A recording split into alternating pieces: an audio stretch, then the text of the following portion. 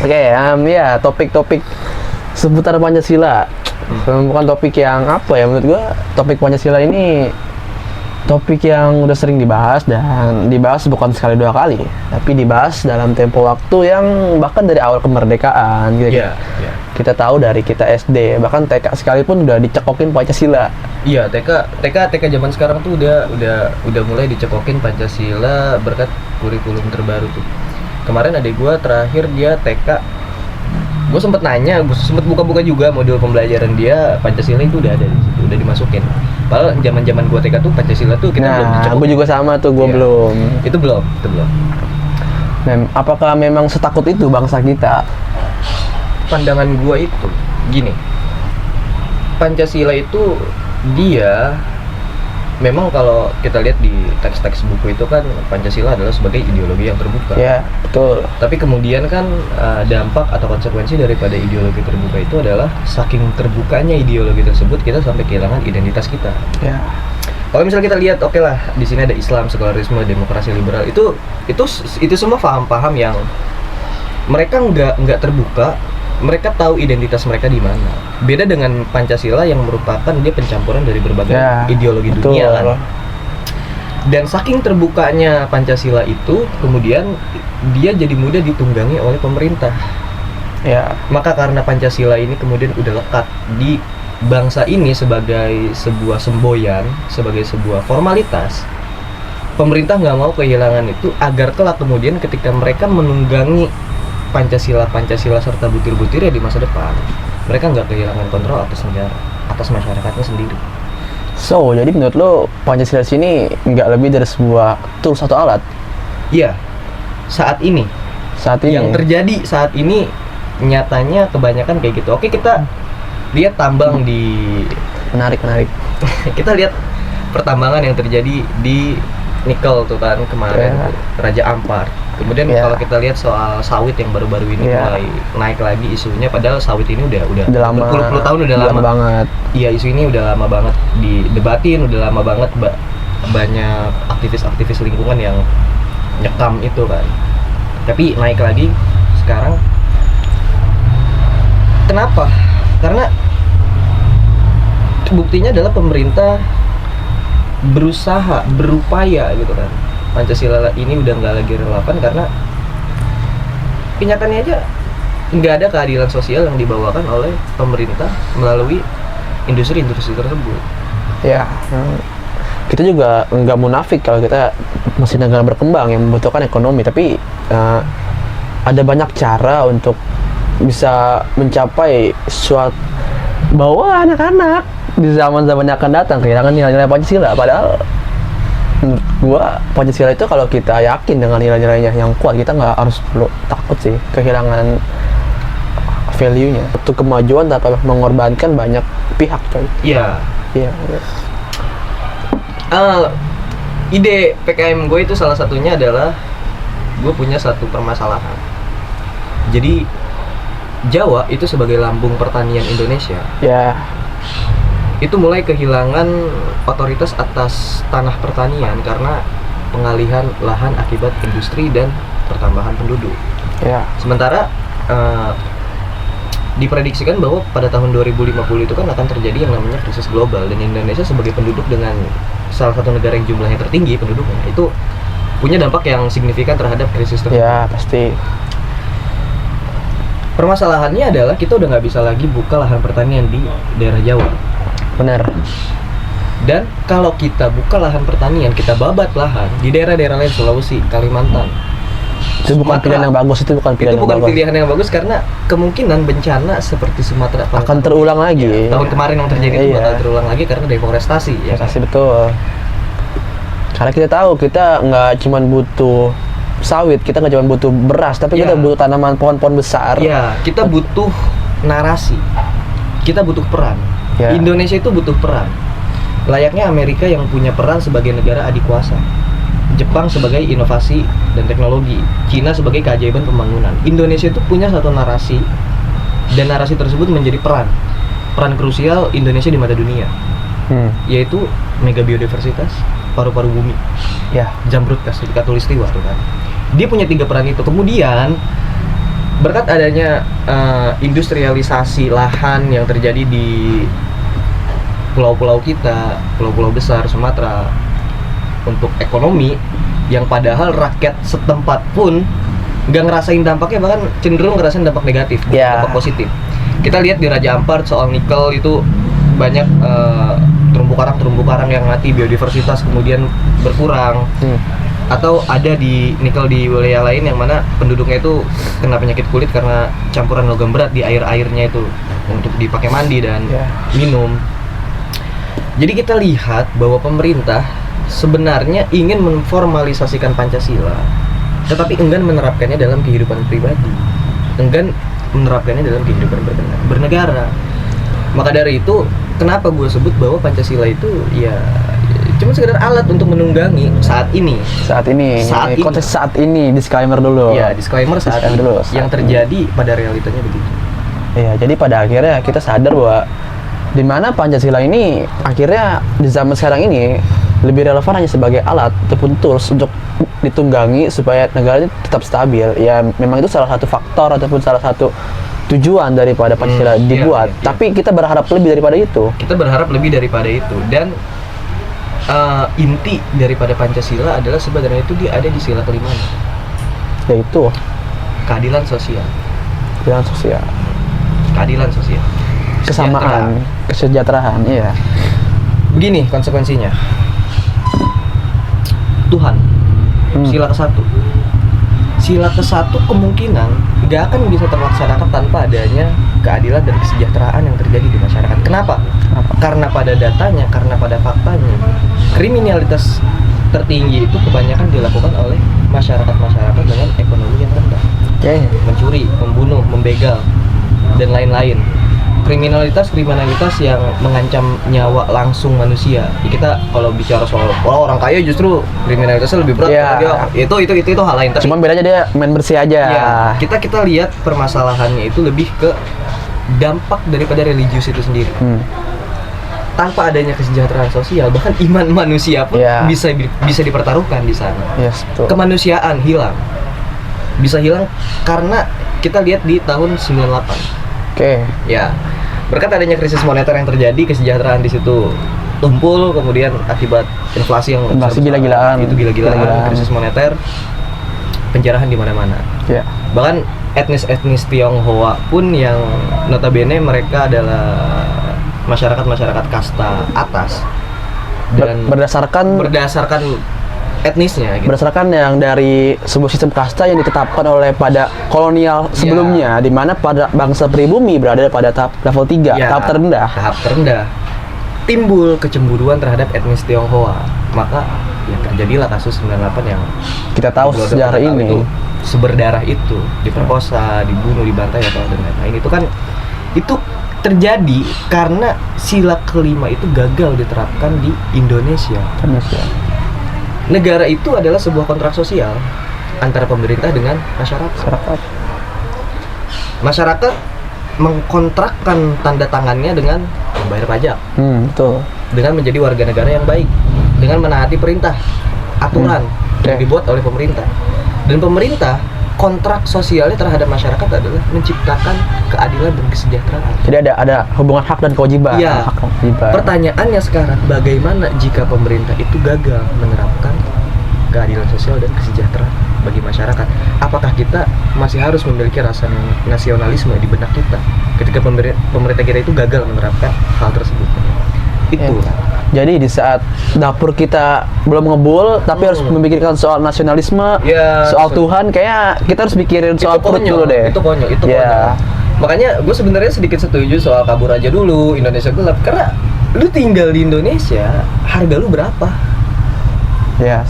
Pengangguran aja bahkan, pengangguran, ayo taikan skill kalian, skill coding, yang segala macam, pokoknya soft skill, hard skill, segala macam. Itu bagus emang, tapi di satu sisi adakah langkah-langkah strategis pemerintah untuk membuka lowongan pekerjaan bagi jutaan pengangguran yang ada di Indonesia? Dan pengangguran itu bukan dari mereka yang lulus SD, bukan dari mereka yang cuma lulus SMP. Banyak dari mahasiswa kalangan intelektual, akademis yang mencari pekerjaan. Jadi nggak heran kalau zaman sekarang dengar berita tukang nasi goreng tapi sarjana, itu bukan hal yang aneh lagi. Itu bukan hal aneh. Karena justru membanggakan. Iya. Tukang ojek sarjana S2 pun itu membanggakan. Kenapa? Karena negara kita kacau. Itu ngebuktiin bahwa ekonomi kita kacau. Pemerintah nggak mampu menciptakan kesejahteraan itu. Bahkan industri-industri pertambangan, deforestasi yang dilakukan secara masif yang merugikan masyarakat, dampaknya nggak langsung dirasakan oleh masyarakat. Iya. Betul. Hanya dirasakan oleh para ekspansi modal, para mereka yang memberi modal dalam circle mereka aja ya. Dalam circle mereka aja. Masyarakat ya udah cuman kebagian beberapa segelintir aja. Itu pun karena udah digubrak-gubrak ibaratnya. Kapitalistik. Ya memang bukan hal yang aneh sih. Makanya Marxisme di sini sangat-sangat dibutuhkan sebagai penyeimbang, di mana di saat keadaan ekonomi sedang sulit, apalagi dalam menghadapi tahun 2026 di mana banyaknya ketidakpastian, apalagi seperti kita tahu bahwa ekonomi sedang tidak baik-baik saja, bro. Iya, apalagi berkat adanya blokade dari Cina. Iya. Terus isu soal Amerika itu hal globalnya tapi juga berpengaruh gitu. Iya, karena itu sangat berpengaruh kepada kebijakan politik yang dimana akhirnya akan mempengaruhi perputaran ekonomi, perputaran uang di situ. Dan di sini kita tidak hanya dituntut untuk berpikir soal Tuhan, tidak hanya berpikir soal nasionalisme, tapi berpikir bagaimana supaya dapur di rumah tetap ngebul, gimana supaya perut ini jangan berbunyi. Berpikir bagaimana anak di rumah bisa tetap sekolah. Itu sebetulnya tantangannya. Di dalam kehidupan kita sehari-hari memang kita tidak terlepas daripada yang namanya sistem sosial. Kita memang tidak terlepas daripada keadilan sosial, dan di mana di sini gue cukup aneh, di mana gue baru belum lama dengar soal berita adanya undang-undang yang baru disahkan, itu soal pelarangan penyebaran isu Marxisme, ideologi lain khususnya yang di sini yang dinotis nih masalah ini komunisme dan Marxisme ini. Dan kenapa dari sekian banyaknya ideologi kenapa harus ini? Apakah takut kehilangan esensinya? Otoritasnya sebagai kapitalistik. Apakah takut?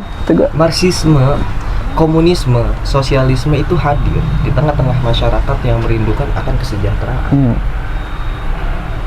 Dirindukan oleh masyarakat golongan bawah karena sosialis, Marxis, dan komunisme itu menawarkan sebuah jalan kesejahteraan yang berbeda. Rata, semua sama. Tidak ada kerakusan di dalamnya.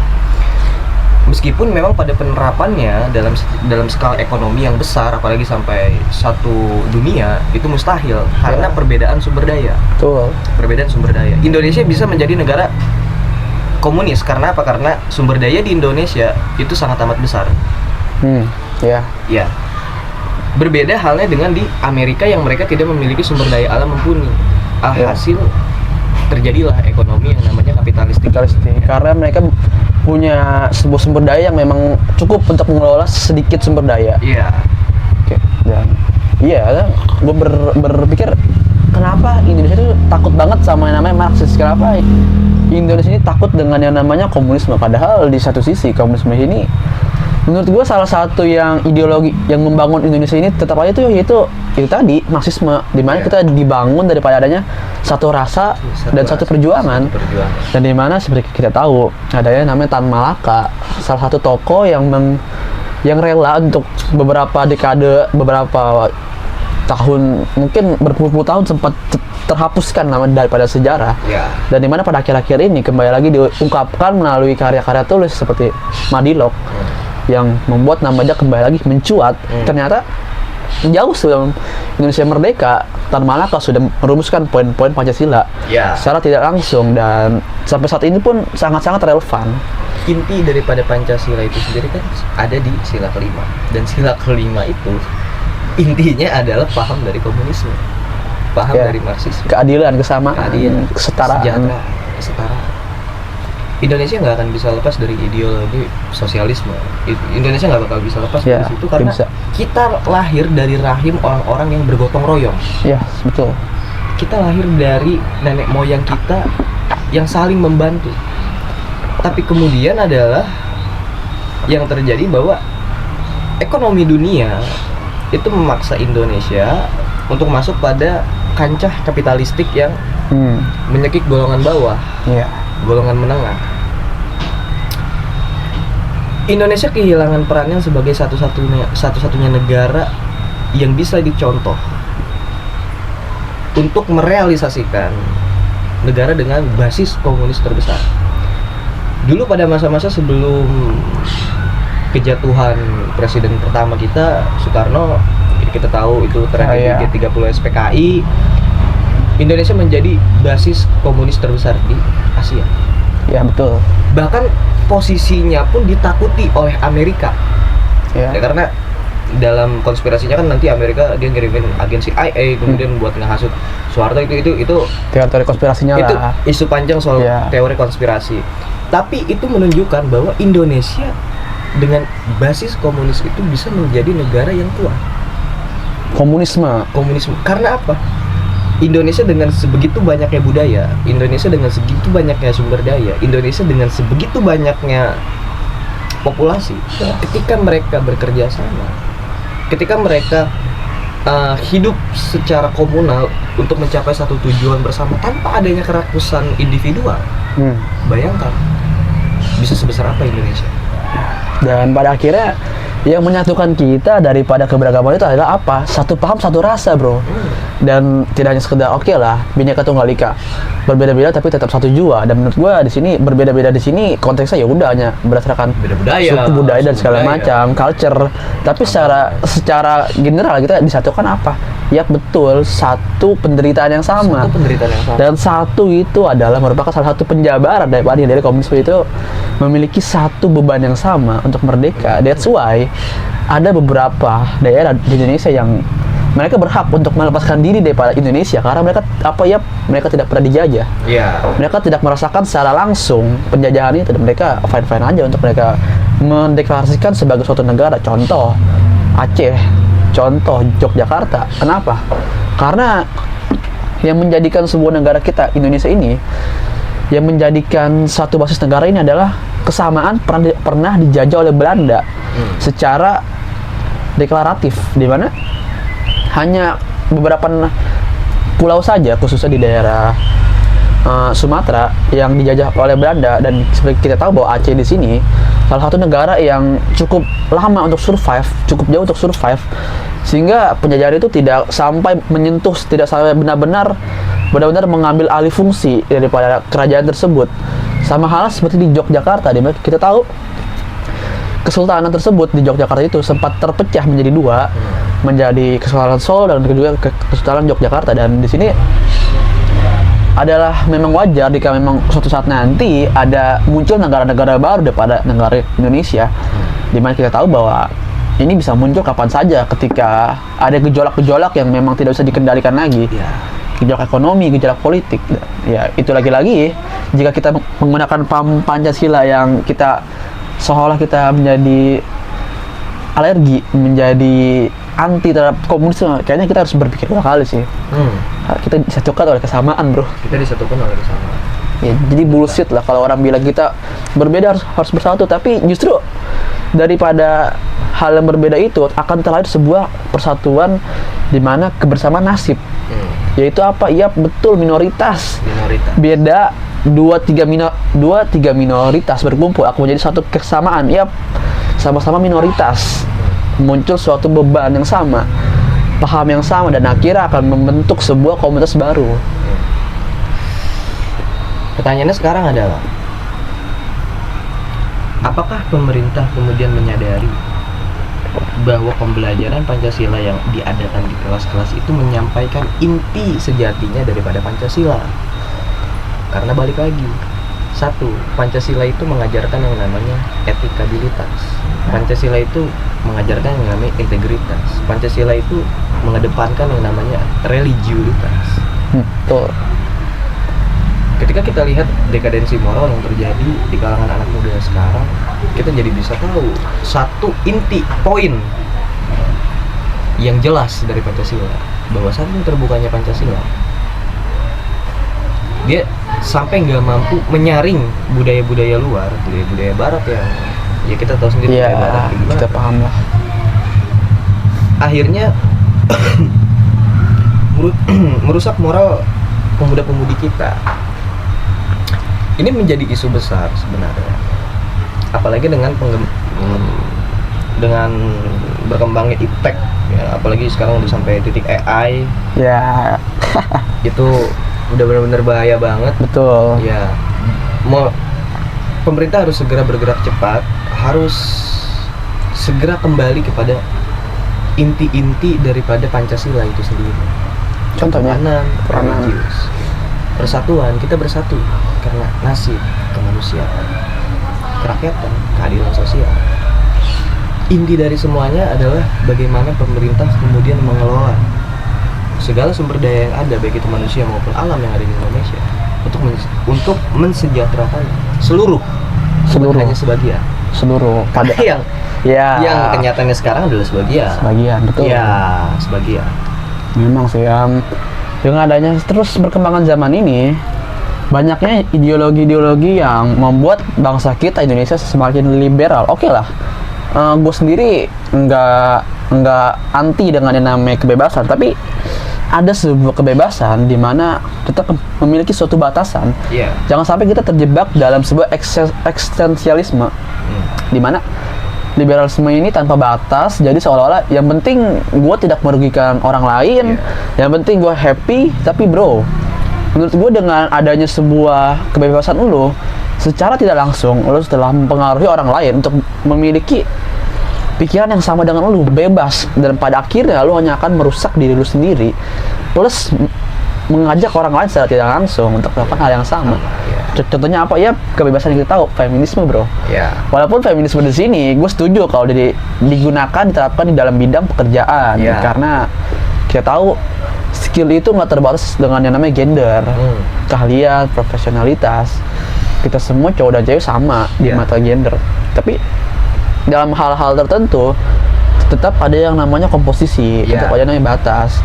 Dan ya gue nggak kagak heran sih kalau makin kesini makin banyak beberapa oknum yang menggembleng-gemblengkan, ayo bebas bersuara, oke itu fine, oke bebas berpendapat. Tapi kalau bebas berpendapat di sini tetap harus pada tempat yang tepat. Lu nggak bisa berpendapat dengan begitu masifnya, dengan begitu frontalnya di depan orang-orang yang belum memiliki kapasitas untuk menerima pendapat lu. Karena pada akhirnya lu hanya akan menimbulkan konflik, tidak memecahkan solusi, dan malahan lu hanya akan menjadi kambing hitam. Lu akan hanya dibabat massa di situ, dan itu trouble yang menurut gua akhir-akhir ini cukup miris. Kesalahan fatal yang ada di dalam feminisme adalah bahwa wanita itu harus keluar dari kodrat. Oke, menarik bro. Kodrat gender itu nggak bisa kita pungkiri. Kita maskulin karena kita laki-laki. Betul, laki-laki. Kita punya bahu yang lebih lebar karena kita laki-laki. Secara fisik. Kita punya jiwa kepemimpinan yang lebih besar karena kita laki-laki. Itu kodrat yang dibawa oleh gen kita. Oleh leluhur kita. Oleh hormon-hormon yang ada di tubuh kita. Permasalahannya sekarang adalah bahwa paham-paham feminisme ini zaman sekarang kemudian dialihfungsikan sebagai gimana caranya kita bisa setara sama laki-laki dalam segala bidang, segala aspek. Tetapi kemudian bahwa hal-hal yang tidak menyenangkan, hal-hal yang dianggap tidak relevan untuk dilakukan oleh wanita, mereka tidak mau menerima itu. Mereka tidak mau ada kesetaraan gender di sana. Jadi contohnya kita nggak pernah kuli cewek. Kuli cowok pasti, kalau kuli itu pasti cowok semua. Kita nggak pernah. Kita sering ngelihat Kita sering ngelihat asumsi bahwa di media internet bahwa nyuapin suami makan itu kayak pembantu. Secara realitas saja, kalau kita menelusuri inti daripada cinta, kata cinta itu sendiri, cinta adalah relasinya dengan perbudakan. Manusia selalu diperbudak oleh sesuatu. Pasti. Dan sesuatu yang memperbudaknya adalah cinta itu. Salah satunya. Cinta itu sendiri. Jadi bagaimana mungkin kita bisa menyebut bahwa kita jadi budak? Bahwa pada saat kita hendak menikah pun kita sudah sanggup, sebenarnya kita sudah melihat bahwa cinta itu adalah korelasinya dengan perbudakan. Tidak ada budak yang senang diperbudak. Iya, karena dia secara tidak sadar sudah diperbudak, dan tinggal kita kebaikan lagi, apakah lu nih mau diperbudak oleh apa. Dan ya di sini gue tidak menutup kemungkinan bahwa perempuan di sini tidak boleh menjadi seorang pemimpin. Oke, boleh, cuman tetap ada suatu porsi, ada sebuah takaran yang dimana sesuai dengan kapasitas lo. Dimana seperti kita tahu, secara struktur otak sendiri, otak pria atau otak wanita memiliki struktur yang berbeda, dimana secara struktural bahwa perempuan ini memiliki otak yang cenderung lebih mengutamakan sebuah perasaan, feeling, sedangkan lelaki sendiri memiliki struktur otak yang lebih dominan untuk bekerja dengan menggunakan logika daripada menggunakan feeling. That's why kenapa dalam sistem pemerintahan, khususnya pemimpin, lebih didominasi oleh yang namanya para kaum pria, karena dapat menghasilkan keputusan yang logis. Ada salah satu podcast yang menarik itu gue pernah nonton, soal anggota-anggota DPR yang isinya tuh cewek. Jadi anggota-anggota DPR yang cewek itu bisa jadi anggota DPR karena tergantung dari sama dulu kata aja nanti. Terguatin. Ya, gimana? Itu kan sebuah kemirisan bahwa wanita diposisikan sebagai seorang pemimpin, tapi dalam hal kodrat, wanita itu punya satu kelemahan besar, yaitu di sisi emosionalitasnya. Kita pertimbangkan begini, semisal ada seorang koruptor, dia mengkorupsi uang negara puluhan triliun, kemudian hakimnya adalah wanita. Karena si wanita ini melihat bahwa si sang suami ini atau seorang koruptor ini, dia memiliki seorang istri dan kedua orang anak, merasa iba dan merasa kasihan. Kalau harus dijatuhi hukuman mati, maka hanya dihukum 6 tahun misalnya, karena adanya sisi emosional. Itu kan menjadi sesuatu yang berbahaya.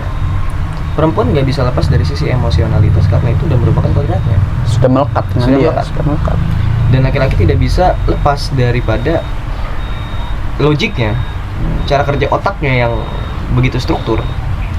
Karena itu juga udah kodratnya. Dan ya memang dalam kehidupan sehari memang kita nggak bisa heran sih, dimana banyaknya kasus ketimpangan dalam tanda kutip, ketimpangan kognitif, dimana kita bisa tahu ya, kalau pria tuh lebih dominan menggunakan logika, khususnya dalam berhubungan, dalam berrelasi, khususnya dalam relasi itu pacaran, dimana kita tahu ya udah, kita pria bertindak dengan berdasarkan pengamatan, berdasarkan pengalaman, dan berdasarkan apa yang logis. Dan ini sangat-sangat mempengaruhi juga pada akhirnya dalam sistem yang lebih kompleks, itu sistem pemerintahan, dimana yang gua rasa kenapa para pria lebih banyak mendominasi sebagai pemimpin, karena itu tadi kita dapat menghasilkan berbagai keputusan tanpa dipengaruhi walaupun feelings ataupun emosional, karena itu akan membuat pikiran kita lebih objektif. Walaupun itu sakit, tapi ya itulah kehidupan realita. Wanita bisa jadi pemimpin kalau dia punya satu hal, pendamping yang bisa ngarahin dia, pendamping yang bisa meredam sisi emosional dia dalam mengambil keputusan-keputusan. Tapi pertanyaannya adalah, apakah perempuan itu mau diredam sisi emosionalitas? Jarang kita memiliki wanita dengan kualitas seperti itu, karena kebanyakan kan apalagi zaman sekarang secara kodrat itu mengandalkan sisi emosionalitas, egosentris dan lain-lain. Itu problem yang cukup fatal kalau semisal perempuan harus turun ke pengambilan keputusan yang mencakup banyak hajat hidup orang. Ya, memang kita tidak menyalahkan adanya sisi emosional di sini. Namun yang kita menjadi permasalahan itu adalah yang mana yang lebih dominan, yang mana yang antara feeling atau perasaan dengan logika. Ya, memang kita sebagai manusia tetap membutuhkan sisi emosional itu. Tetap membutuhkan, tetap. Begini, ibaratnya, sains itu hanya menjelaskan bahwa seseorang yang dikeluarkan dari perut adalah anak kita. Ya. Sains hanya menjelaskan itu karena apa? Karena dia ngebawa genetik kita, karena dia ngebawa darah daging kita dan segala sesuatu tentang kita. Iya. Tapi sains nggak ngejelasin bahwa kita nggak boleh ngebunuh bayi ini. Oke. Sains nggak ngejelasin kita nggak boleh ngebunuh bayi ini nih, pelakuan yang bejat. Ya. Apa yang mengatur itu moralitas? Apa yang mengatur itu sisi emosional? Perasaan. Perasaan tetap penting kalau kita tahu cara menempatkannya di mana. Ya. Laki-laki pun bahkan tetap harus dituntut untuk menjadi makhluk yang mempunyai sisi emosionalitas yang kuat, berperasaan juga. Iya, sisi spiritualitas yang kuat. Apalagi dalam memimpin. Karena itu juga bisa menjadi pertimbangan pengambilan keputusan yang bukan hanya benar, yang bukan hanya logis, tapi juga rasional dan bijak. Ya. Ya memang, ya itu tadi. Lagi-lagi kita membutuhkan sebuah keseimbangan antara perasaan dan juga antara logika, karena kita nggak bisa hidup hanya dari satu hal saja, tapi kita benar-benar membutuhkan kedua hal ini supaya ya itu tadi kita tetap bisa berevolusi, kita tetap bisa survive di tengah-tengah dunia yang memang semakin kesini kita tahu bukanlah semakin mudah tapi semakin sulit. Yeah.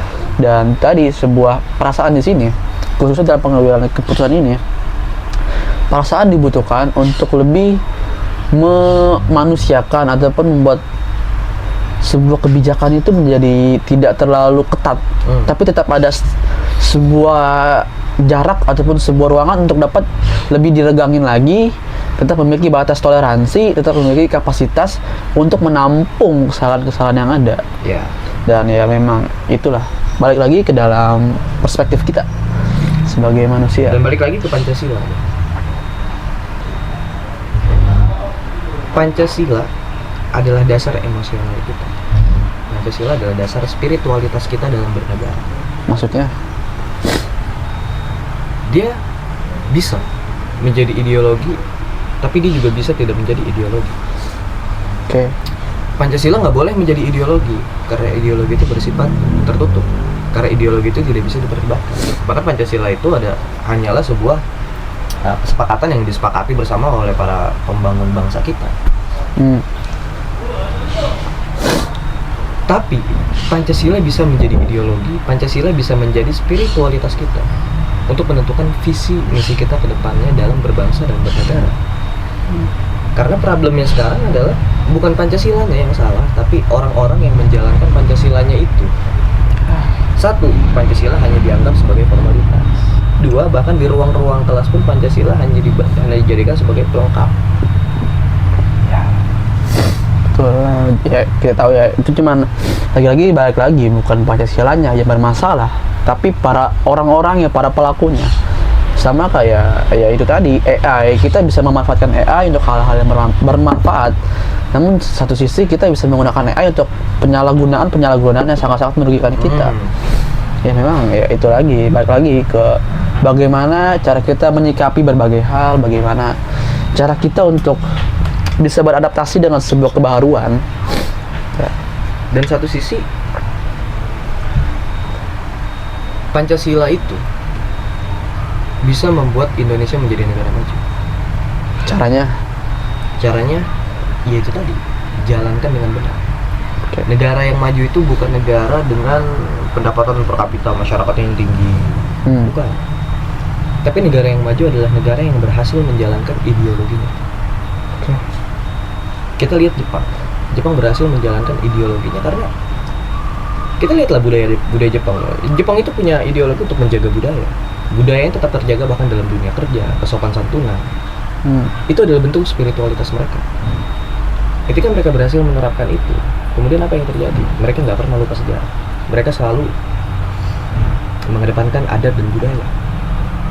Tidak boleh lepas dari bangsanya sendiri. Dan itu yang memupuk negara mereka menjadi negara yang maju. Tapi apakah bisa Indonesia menjalankan Pancasila secara penuh?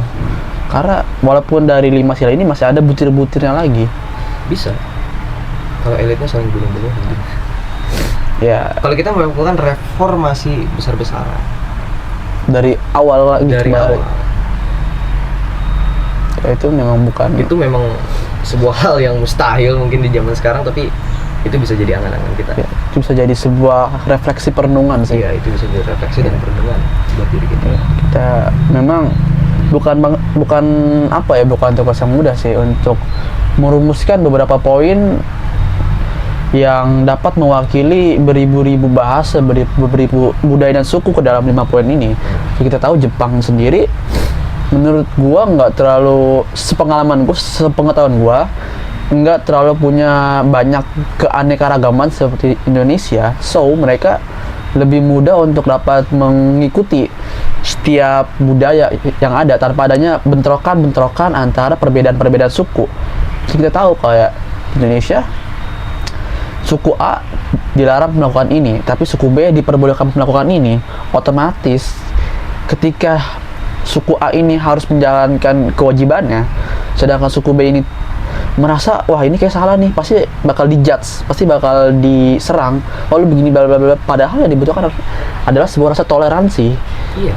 Kita sangat-sangat membutuhkan tingkat toleransi yang tinggi, dan menurut gue di sini toleransi tertinggi di sini nggak melulu harus wah hormat setiap kali ada orang yang berbeda jangan dicela. No, menurut gue kita udah sampai di level toleransi ini udah berbentuk bercandaan. Iya. Sudah sampai di level tingkat tertinggi dari toleransi itu, ya udah gue udah berdamai dengan perbedaan kita. So kalau kita berbicara soal hal-hal yang menurut gue, soal-soal seperti budaya, soal-soal seperti culture, soal-soal seperti agama pun sekalipun dalam konteks, dalam proporsi yang tepat, ya jangan tersinggung, karena memang zaman sekarang ini seharusnya memang sudah sampai di level itu. Sampai di tahap memiliki tingkat ketersinggungan yang semakin rendah karena tingkat toleransi kita sudah menjelma menjadi budaya jokes, menjadi budaya hal-hal yang lucu, kayak bercandaan yang seperti kita temui sehari-hari, seperti saat kita nongkrong, saat kita bermain dengan teman-teman kita, dan ya itu merupakan salah satu metode yang cukup bahkan sangat efektif untuk meningkatkan rasa toleransi kita. Dan itu salah satu bentuk spiritualitas bangsa Indonesia, berbeda-beda tapi tetap satu dunia. Kalau kita berhasil menjalankan itu, dari banyaknya budaya yang kita miliki, dari banyaknya bahasa, keanekaragaman yang kita miliki di bangsa kita sendiri, kita tetap bersatu dengan satu tujuan untuk memajukan Indonesia. Kita memajukan sekolah-sekolah, kita memperamai dunia-dunia akademik dengan prestasi-prestasi, dengan kemajuan-kemajuan. Bukan hal yang tidak mungkin bahwa Indonesia bisa menjadi negara yang maju, tapi balik lagi pengelola harus terlebih dahulu sadar akan hal ini, sehingga dia bisa memanage, sehingga dia bisa menskemakan apa yang diperlukan bagi bangsa kita ke depannya. Karena sebenarnya Gen Z sekarang, masyarakat kita sekarang itu udah mulai terbuka, udah mulai melek terhadap isu-isu yang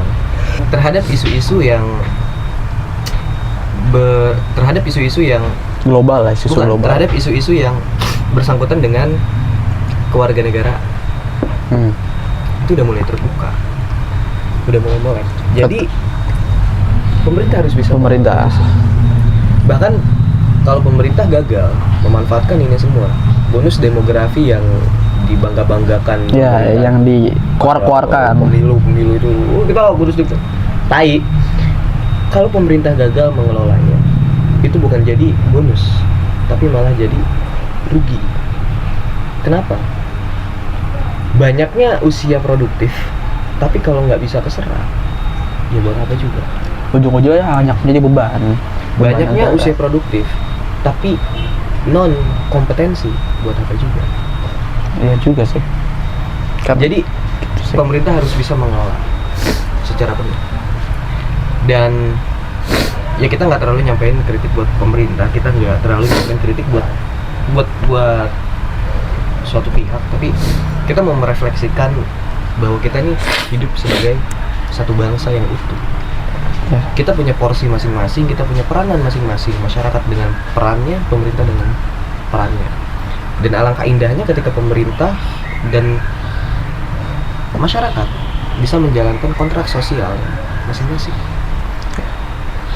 Ya memang bukan, kita di sini tidak bertindak berbicara sebagai para pakar. No, kita di sini berbicara ya sebagai salah satu masyarakat yang merasakan keresahan.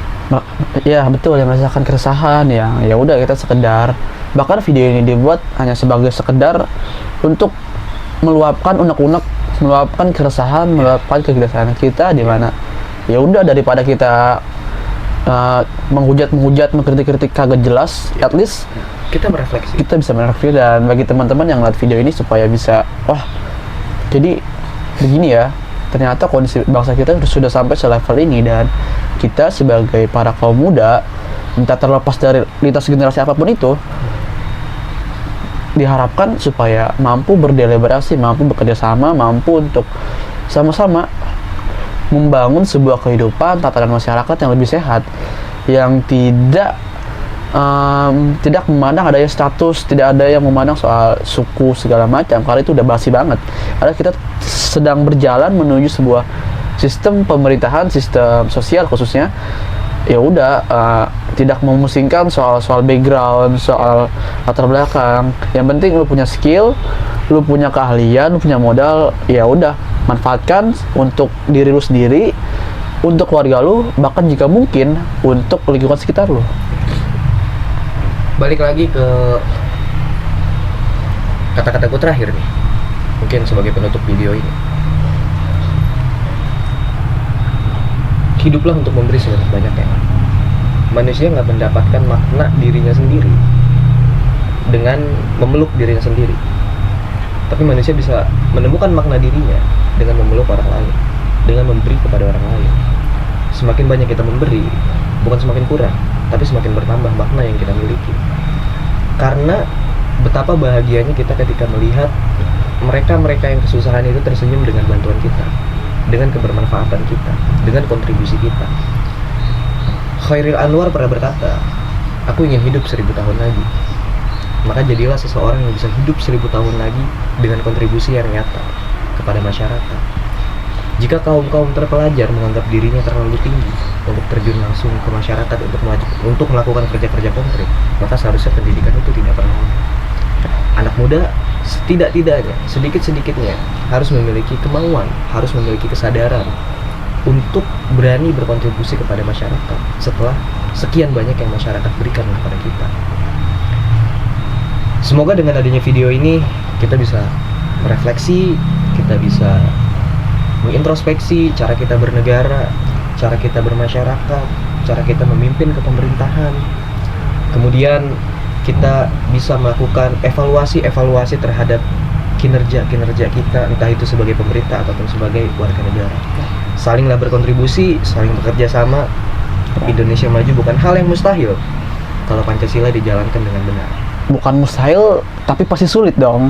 Ya, emang, ya itulah, kita balik lagi kepada tujuan video ini. Kita memang di sini tidak berbicara sebagai seolah, wah, gue tahu ini A, B, C, D. No, kita berbicara dalam video ini ya udah sebagai salah dua orang yang merasakan keresahan, dan daripada bingung bagaimana mengapresiasikannya, bagaimana mengekspresikannya, ya lahirlah video ini dengan berbagai segala macam kalimat-kalimat yang telah terlontarkan dari mulut kami, dan dimana kami harap kebijaksanaan para penonton dari video ini supaya bisa menggunakan video ini dengan lebih bijak, dapat mengambil poin-poin penting yang telah kami sampaikan. Karena gue yakin di setiap pembicaraan, di setiap komunikasi, di setiap pertemuan, bahkan pertemuan dengan musuh pun akan membawa sebuah perubahan yang baru, perubahan yang cerah, perubahan yang pada akhirnya akan membawa kehidupan kita yang lebih baik, entah secara mindset, entah secara lifestyle. At least melalui video ini harapan kami bisa lebih mengedukasi, bisa lebih membuka wawasan para penonton supaya lebih aware, supaya lebih sadar kita hidup di mana di masyarakat dengan berbagai keberagaman, dengan berbagai ideologi, dan yang terpenting dengan berbagai isu-isu politik, dengan berbagai isu-isu ideologi yang setiap hari hampir tidak pernah tidak meracuni pikiran kita, membebani pikiran kita dengan berbagai bombardir isu-isu yang membuat kita menjadi malas menjalani hari-hari, yang membuat kita menjadi berat ataupun mungkin enggak untuk tinggal di Indonesia, tapi bro, kita sebagai masyarakat Indonesia yang lahir dan besar di Indonesia merupakan sebuah bagian daripada tanggung jawab kita untuk gimana caranya supaya kita tetap survive di negara kita yang seperti sekarang ini. Dan ya, mungkin itu yang bisa gue sampaikan. Apakah ada lagi yang mau temen? Dari gue cukup. Oke, dari gue juga udah cukup. Mungkin sekian dari video kami, dan selamat menikmati, selamat menjamu selera dengan video kami, dan selamat pagi, selamat siang, selamat sore, selamat malam bagi teman-teman yang menyaksikan video ini, dan sampai jumpa mungkin di konten kami berikutnya yang kami tidak tahu kapan akan rilis. Dan ya, itu saja. Oke. Nice bro, tinggal edit. Gila. Oke, lama juga ya.